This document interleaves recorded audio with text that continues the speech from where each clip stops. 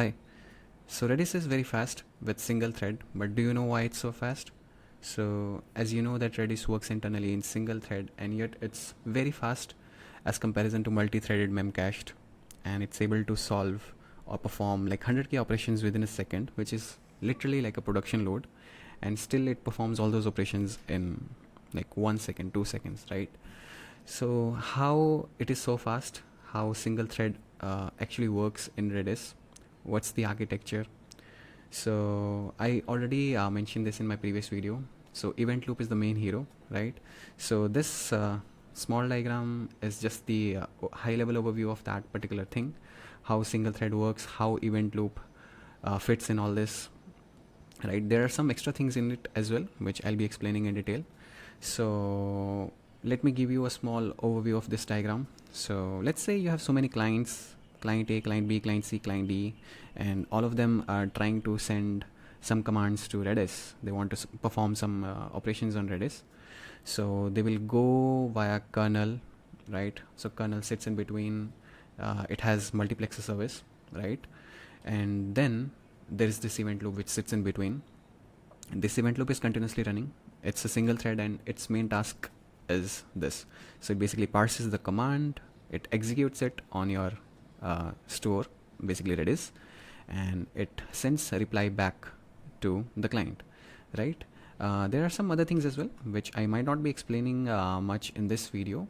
This one I will explain later, IO threads, what are those. But apart from that, I think by the end of this video it would be pretty clearer to you why Redis is so fast in this single threaded architecture. So event loop is the main hero, right? So let's start it from scratch. So there is a client, and it tries to connect with Redis. So first of all, what it will do, it will create a TCP connection, right? And after creating a TCP connection, what happens is Redis, it assigns a particular socket to this particular client, right? So there is one socket, it could be some unique ID, right? So in this socket, all the communication which client wants to do with Redis will happen. You might be wondering what socket is. So in very simple language, let's take a real example. I can explain you what socket is. So I'll just give you one small example. So this is my phone, right? And you can consider phone as a socket, and in phone you get calls could be maybe a phone call, video call, right? So that can be a TCP connection or some other protocol, right? So in a similar way, TCP connection is just a protocol, like a way to exchange information. But where does that exchange happens? It should be happening in some place, right? So that place is socket. So whenever client creates a TCP connection, Redis, what it will do is it will create a socket, it will assign some unique ID to it, right? And by the way, I wrote FD1 because in Linux, sockets are created as file descriptors. I'll just write it over here, file descriptor. So all the files, sockets, they are represented basically as file descriptor. So file descriptor have some unique ID. It could be 1, 2, 3. I'm not sure. So if I were to write code, it would look something like this: int fd socket, right? So basically, Redis creates one socket, and that is represented as a file descriptor in Linux systems. So this is just a small overview how client does the initial exchange, right? So client creates a TCP connection, Redis assigns a socket, that's it. Now let's imagine you have multiple clients. Let's say you have client 1, client 2, client 3, till maybe, let's say you have 10,000 clients. So for these 10,000 clients, Redis would have to create 1,000 sockets, right? So you would have 10,000 sockets, right? And every socket will have some unique ID, right? Now let's imagine you don't have this multiplexer sitting in between. So what will be the architecture? So in that case, event loop, okay, So in that case, this event loop, what it will do is it will basically check all the sockets using maybe some loop. So for, you know, I is equal to 0 to I less than sockets length I plus plus. If socket is ready, what do I mean by ready? Basically, if client has sent some data or sent some commands to that particular socket, basically give me that socket, I'll perform the operations. So if let's say you don't have multiplexer sitting in between, event loop would be doing this, and after it gets the full list of ready sockets, right, it again loop on those sockets, parse the command, executes it, and return the response to socket, right? So if we don't have multiplexer, this would be the architecture, but the main problem is this part. If Redis is basically checking all the sockets in loop, this is very, very CPU extensive. It would basically burn your CPU. I mean, it would use CPU in very high scale, and also it will burn your memory. So it's this approach is not good. So that's why multiplexer comes in between. It's just a second. Okay, so that's why this multiplexer comes in between. It's kind of like optimization. So every kernel has different multiplexers.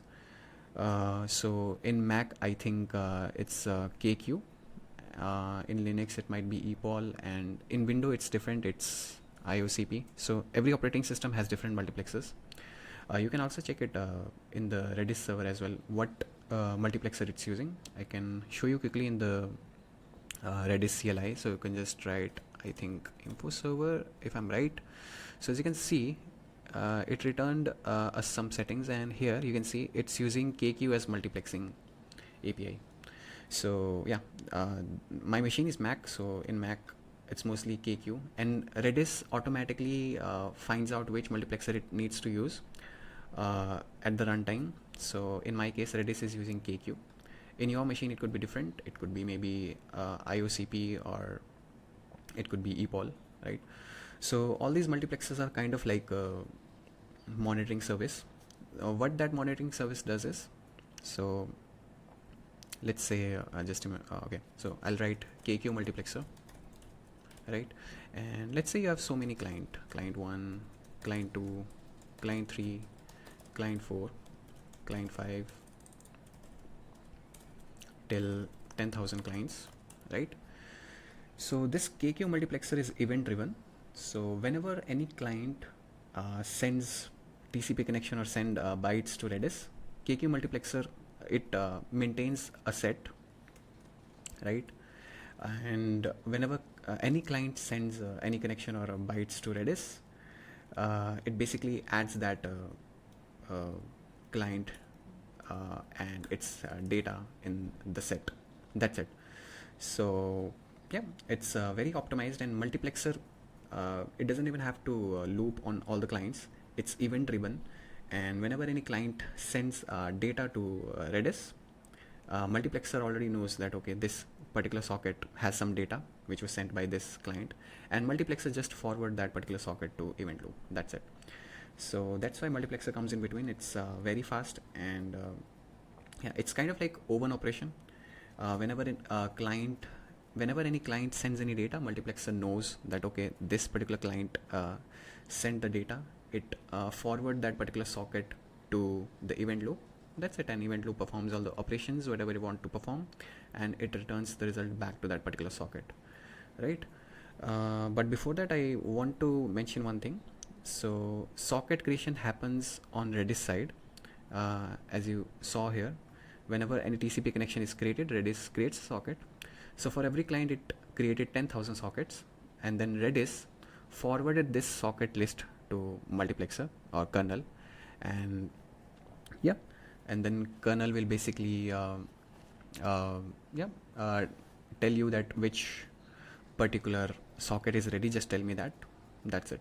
And then event loop performs the operation, Yeah, so in this way this works and it's very fast. I'll also explain something in the event loop. So as you can see, event loop doesn't have a normal loop, right? So as you can see here, in the event loop we were just doing basically loop on all the sockets, and does the operation. But in case of Redis, it's different. It uses this ae library, which is kind of like an abstraction. So it abstracted a lot of things. Why does it need abstraction? Because Redis has to know which multiplexer to use, because you have a lot of multiplexers, right? You have ePOL, you have KQ, you have IOCP. Now if they were to use simple loop, they would be doing it. If it's Linux, they use KQ or ePOL. If it's Windows, use IOCP, right? So all of this is abstracted, and they just use this AE service, which is just an abstraction, right? So yeah, I think it should be pretty clearer. If something is not clear, just let me know in the comments. But yeah, it's very simple. So you have clients, you have multiplexer. Its main task is just to let event loop know which socket is ready. That's it. And that particular socket gets processed by this event loop. Command is passed, executed, replies sent back to the socket, and that's it. Okay, so I'm just gonna wrap up this video, and before wrapping up the video, I'll tell you something about the IO threads. So this whole architecture was single threaded, but with newer versions in Redis, they released IO threads.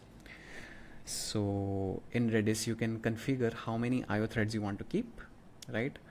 But still, the command execution is still single threaded. It's not multi-threaded. Only the IO part is offloaded. In the IO part, like reading bytes from the socket, writing bytes, basically the result back to socket. So all these things are offloaded, and let's say you have client 1 sending some bytes. It might be taken care by IO thread 1.